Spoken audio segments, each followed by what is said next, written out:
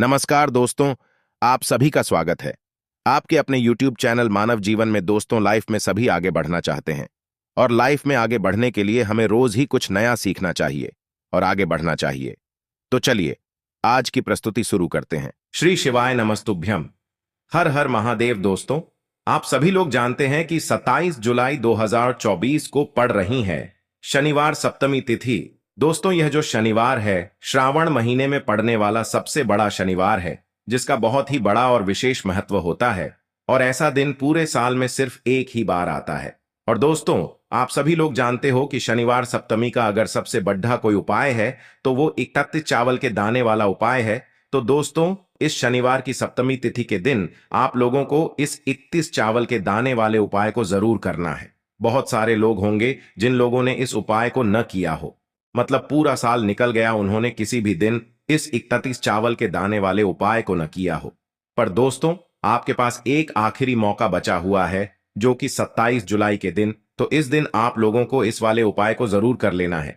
भले ही आपने पूरे महीने भर इस उपाय को न किया हो, पर अगर आपने इस श्रावण महीने के सप्तमी तिथि के दिन अगर इस वाले उपाय को कर लिया तो आपको इस उपाय को करने का वो फल मिलेगा जिसकी आपने कभी कल्पना भी नहीं करी होगी।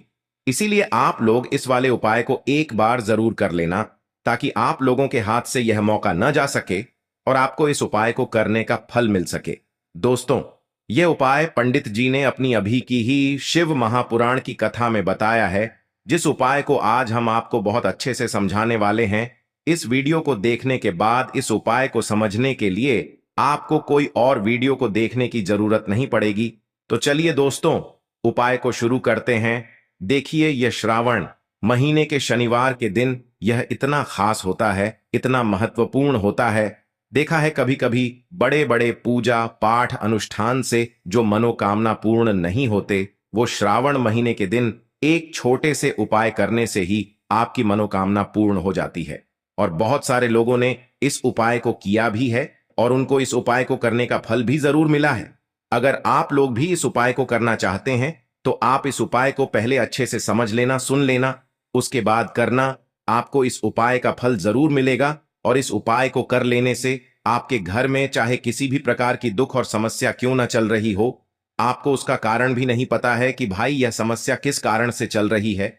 उसका कुछ भी कारण हो सकता है, जैसे पितृ दोष हो सकता है या किसी भी तरह का मंगल दोष भी हो सकता है। तो इस दिन आप लोगों को यह वाला उपाय कर लेना है। यह एक ऐसा उपाय है जिस उपाय को अगर किसी विशेष दिन पर किया जाए तो भाई उस विशेष दिन का जो है वह तो हमें मिलता ही मिलता है, पर हमने उस दिन पर इस उपाय को किया है तो हमें उससे भी बड़ा फल मिलता है और फल बहुत जल्दी मिलता है, क्योंकि आप इस उपाय को बहुत ही बड़े और विशेष दिन पर कर रहे हो। तो चलिए अब उपाय के बारे में बात करते हैं, लेकिन उससे पहले आप लोगों को यह जानना आवश्यक है कि आखिर यह उपाय किस समय करना है, किसको करना है और कैसे करना है। तो चलिए हम आगे आपको वीडियो में एक एक करके बता देते हैं। लेकिन उससे पहले अगर आप लोग हमारे चैनल पर नए हैं तो हमारे चैनल को सब्सक्राइब कर लेना और इस वीडियो को लाइक करके कमेंट बॉक्स में श्री शिवाय नमस्तुभ्यम ओम नम शिवाय जरूर टाइप कर देना। तो दोस्तों, इस 31 चावल के दाने वाले उपाय को हमें इस शनिवार सप्तमी के दिन कैसे करना है, किसको करना है, किस समय करना है और कहां पर करना है, ये सारे सवालों के जवाब आपको इस वीडियो में मिल जाएंगे। और जो ये वीडियो देखेगा भाई, उसको 31 चावल के दाने वाला उपाय जरूर करना चाहिए, क्योंकि इस दिन एक चावल के दाने का भी बहुत ही बड़ा और विशेष महत्व होता है। और जब बात आ जाए 31 चावल के दाने की, तो ये सोने पे सुहागा वाली बात हो जाती है और ये एक बहुत ही बड़ा उपाय हो जाता है इस शनिवार सप्तमी तिथि का। तो अब दोस्तों, इस 31 चावल के दाने वाले उपाय को आखिर करना किसको है, सबसे पहले हम लोग वो बात जान लेते हैं। तो देखो, घर की जो बड़ी माताएं बहनें होती हैं, उन माताओं बहनों में से कोई भी एक बड़ी माता बहन इस वाले उपाय को कर सकती है। और दोस्तों, अगर आप चाहें तो अपने घर में से सभी सदस्यों को भी इस उपाय को करवा सकते हैं। अगर किसी व्यक्ति की खुद की कोई मनोकामना है, खुद की कोई दुख और परेशानी है जो कि वह अपने लिए ही करना चाहता है, इस वाले उपाय को तो वह खुद अपने लिए भी कर सकता है। बाकी अगर कोई घर में से ऐसा है जो कि अपने पूरे घर परिवार की सुख और शांति के लिए ये वाला उपाय करना चाहता है, तो भाई वह भी कर सकता है, उसमें भी कोई दिक्कत वाली बात नहीं है। कहने का मतलब यह है कि इस उपाय को हर एक सदस्य भी कर सकता है और पूरे घर परिवार के सदस्य के लिए घर की बड़ी माताओं बहनों में से कोई एक माता बहन भी कर सकती है।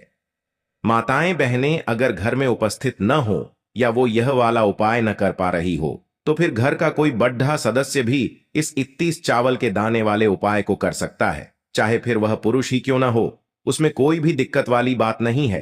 अब दोस्तों, इस 31 चावल के दाने वाले उपाय को हमें करना कहां पर है? हमें इसे शिव जी के मंदिर में जाकर करना है। बहुत सारे लोग प्रश्न करते हैं, हर एक उपाय को करते समय क्या हम इस उपाय को घर पर कर सकते हैं? तो इस वाले उपाय को आप घर पर नहीं कर सकते हो। इस वाले उपाय को करने के लिए आपको शिव जी के मंदिर ही जाना पड़ेगा। उसके बाद में दोस्तों, जो अगला प्रश्न निकल कर आता है वो यह आता है इस उपाय को लेकर कि आखिर इस उपाय को हमें किस समय करना है, सुबह के समय करना है कि शाम के समय करना है? तो देखो, इस वाले उपाय को आप लोग सुबह के समय भी कर सकते हो और शाम के समय प्रदोष काल में भी कर सकते हो। अब अगर आप पूछो कि भाई सबसे उत्तम समय कौन सा रहेगा इस 31 चावल के दाने वाले उपाय को करने का, तो हम आपसे बस यही कहेंगे कि इस उपाय को आप सुबह के समय करेंगे तो ज्यादा बेहतर होगा। बाकी अगर प्रदोष काल शाम के समय भी करेंगे तो भी अच्छा होगा, उसमें कोई भी दिक्कत वाली बात नहीं है। तो अब दोस्तों, जो अगली सबसे बड़ी और महत्वपूर्ण बात आती है वो यह आती है कि सुबह अगर हम उपाय को करेंगे तो हमें कितने बजे से लेकर कितने बजे तक के बीच में करना है, और शाम के समय प्रदोष काल में करेंगे तो हमें कितने बजे से लेकर कितने बजे के बीच में करना है। तो देखो, सुबह जितनी जल्दी हो सके आप उपाय को करने की कोशिश करना। बाकी अगर किसी कारणवश लेट भी हो जाओ, थोड़ी देर भी हो जाए, तो 10 या 11 बजे तक भी आप उपाय कर लेना, पर 12 बजे से ज्यादा देरी ना हो। ठीक है, इस बात का ध्यान रखना। उसके बाद में दोस्तों, अगर शाम के समय प्रदोष काल की बात करें, प्रदोष काल का जो समय है होता है वो शाम के 6 बजे से शुरू हो जाता है। मतलब शाम के 6 बजे से लेकर 7 बजे के बीच का जो समय होता है ये समय प्रदोष काल का समय होता है। पर अभी जो मौसम चल रहा है, इस मौसम में जो है शाम बहुत देरी से होती है, तो आप इस उपाय को 7 या 8 बजे के बीच में भी कर सकते हो। मतलब शाम के 6 बजे से रात 8 बजे के बीच में आप कभी भी इस वाले उपाय को कर सकते हो, उसमें कोई भी दिक्कत वाली बात नहीं है। अब दोस्तों, यहां पर इस उपाय को लेकर एक और सबसे बड़ी बात यह निकल कर आती है कि इस 31 चावल के दानों को हमें लेना कहां से होता है, और हमें इस उपाय को करने के साथ में क्या और कुछ भी सामग्री ऐसी होती है जो शिव जी के मंदिर लेकर जानी पड़ी रहती है। तो देखो, यहां पर हम आपको बता दें, सबसे पहले आप लोग यह जान लो कि यह जो 31 चावल के दाने वाला उपाय है, सिर्फ और सिर्फ आप उपाय की सामग्री लेकर कभी भी शिव जी के मंदिर मत जाना, क्योंकि हमें भगवान के सामने ये नहीं दर्शाना है कि अगर हम भगवान शिव जी के मंदिर आए हैं तो अपने फायदे के लिए आए हैं। तो इसलिए जो भी पूजन सामग्री है, उपाय सामग्री है, 31 चावल के दाने, इसके साथ में आपको पूजन सामग्री भी जरूर लेकर जाना है। देखो, अगर सुबह के समय उपाय कर रहे हो तो सीधी सी बात है, एक लोटा जल तो आप लेकर जाओगे ही जाओगे। वही एक लोटा जल अगर मिट्टी का जल हो तो बहुत अच्छा रहेगा। मिट्टी का जल कैसे बनाया जाता है, इसके लिए हमने पहले से बहुत सारी वीडियोस बना दी है। आपके पास इस दिन एक आखिरी मौका रहेगा मिट्टी का जल शिव जी पर चढ़ाने का, और उपाय को करने का बहुत बड़ा आपको इस दिन फल मिलेगा। तो इसीलिए इस दिन हो सके तो भाई मिट्टी का जल चढ़ाना तो अपने साथ में कम से कम एक लोटा जल तो आपको लेकर जाना ही जाना है। अगर मिट्टी का जल नहीं है तो घर का जल भी आप इस्तेमाल कर सकते हो। इसके अलावा जो भी पूजन सामग्री है, देखो 31 चावल के दाने ये अलग आपके रहेंगे, और जो आपकी पूजन सामग्री रहेगी वो अलग रहेगी। पूजन सामग्री में आप जो भी चीज लेकर जाना चाहे वो लेकर जा सकते हैं। एक बेलपत्र भी लेकर जा सकते हैं, उसमें कोई भी दिक्कत वाली बात नहीं है। वहीं अगर हम बात करें शाम के समय की, तो शाम के समय शिव जी पर जल नहीं चढ़ता है। इसीलिए शाम के समय आप लोग एक दीपक तैयार कर लें, जो कि गोलबत्ती का, आटे का, शुद्ध देसी गाय का घी का होगा, है ना। इस बात का आप लोगों को ध्यान रखना है, और इस दीपक को आपको घर से जलाकर नहीं लेकर जाना है, भगवान शिव जी के मंदिर में जाकर ही जलाना है। इस बात का भी आप लोगों को ध्यान रखना है। अब दोस्तों, यहां पर हमें इस बात को समझना है कि यह 31 चावल के दाने हमें लेना कहां से है। क्या हमें दुकान से लेकर आना है, या हमें अपने घर से लेना है, या कहां से लेकर आना है, और कौन से चावल लेना है? क्योंकि चावल भी बहुत प्रकार के होते हैं। तो देखो, इन सभी सवालों के जवाब आप लोग एक बात में सुन लो कि भाई ये जो उपाय है, इस उपाय में आपको ये नहीं देखना है कि भाई कौन से चावल है, कौन से चावल नहीं है। बस जो भी चावल ले रहे हो वो चावल का दाना सबूत होना चाहिए, मतलब साबुत होना चाहिए, टूटा हुआ नहीं होना चाहिए, कटा पिटा नहीं होना चाहिए। ये बात आपको ध्यान रखना है। बाकी आपका चावल बासमती हो या सादा चावल हो या कोई सा भी चावल हो, उसमें कोई भी दिक्कत वाली बात नहीं है। तो सीधी सी बात है कि आपके घर के रसोई घर में जहां पर आप भोजन बनाते हो, वहां पर जो भी चावल आपके उपस्थित हो, उन चावलों में से अपनी एक कटोरी भर लेना या एक मुट्ठी चावल अलग से निकाल कर रख लेना, क्योंकि हम 31 चावल ही यहां पर इस उपाय में लेने वाले हैं। तो हमें यह चावल के दाने गिनकर निकालने पर डिढेंगे। इस बात का आप लोगों को ध्यान रखना है। तो अपने उस चावल की कटोरी में से या चावल में से 31 ऐसे चावल के दाने आप लोग निकाल लो जो कि टूटे हुए ना हो, कटे पिटे ना हो, जिनमें कोई दाग ना लगा हुआ हो, है ना। अच्छे साबुत चावल के दाने 31 दाने आप लोग निकाल कर रख लो और इन्हें किसी भी एक कागज की पुड़िया में या किसी एक छोटी सी कटोरी में आप लोग रख लो, ताकि यह सुरक्षित रहे, आपके एक भी चावल का दाना इधर उधर ना हो और आपका उपाय भी पूरा अच्छे से हो जाए। तो भाई जैसे ही आपका उपाय की जो सामग्री है, 31 चावल के दाने ये तैयार हो जाते हैं, उसके बाद मैं आपको जो भी अपनी पूजन सामग्री है सुबह के समय कर रहे हो, तो एक लोटा जल और एक बेलपत्र या पूजन सामग्री जो लेकर जाना चाहो उसकी भी तैयारी कर लेना। और शाम के समय जा रहे हो तो भाई अपना जो दीपक है उसे तैयार कर लेना, ठीक है। और उपाय को करते समय शुद्धता का विशेष रूप से ध्यान रखना, ठीक है। सुबह सुबह स्नान करने के बाद ही उपाय को करने की आप लोग तैयारी करना। उसके बाद अगर शाम के समय की बात करें तो शाम के समय आपको स्नान करने की जरूरत नहीं है, पर शुद्धता का ध्यान रखना है। आपको स्नान तो नहीं करेंगे, आप हाथ मुंह धोकर भी इस वाले उपाय को शाम के समय प्रदोष काल में कर सकते हैं, इसमें कोई दिक्कत वाली बात नहीं है। तो आप अपने उपाय की पूरी सामग्री तैयार करके आपके पास ही में जो आपका शिव मंदिर हो वहां पर पहुंच जाइए।